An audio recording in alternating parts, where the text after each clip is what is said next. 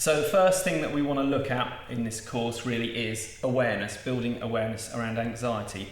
We don't want to spend too much time doing this. To be honest, what we're looking at really is to think about becoming a confident performer. So rather than constantly worrying about the actual anxiety and all the details around it, what we're really looking at is aiming for the future of how you want to be as a performer. But it is useful, I think, to just get a kind of flavour of what's going on in terms of your experience with anxiety, because what we want to do, as I say, is we are shining a light on anxiety as much as possible and actually kind of partnering up with it.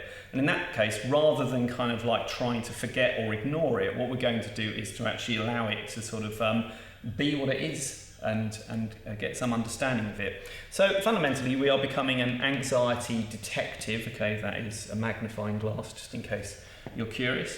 And I would suggest that you have some form of journal for this course, so you can write answers down, whether it's an online notebook or some piece of paper, but just to get some of these things down so it's not just kind of floating around in your memory.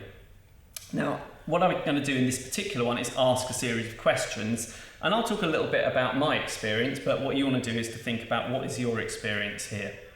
So first of all, where do you tend to experience anxiety? And here what I'm talking about are physical locations, because this is an interesting phenomena. Do you tend to get anxiety more in smaller, kind of more intimate settings, or do you tend to get anxiety as a musician in much larger settings?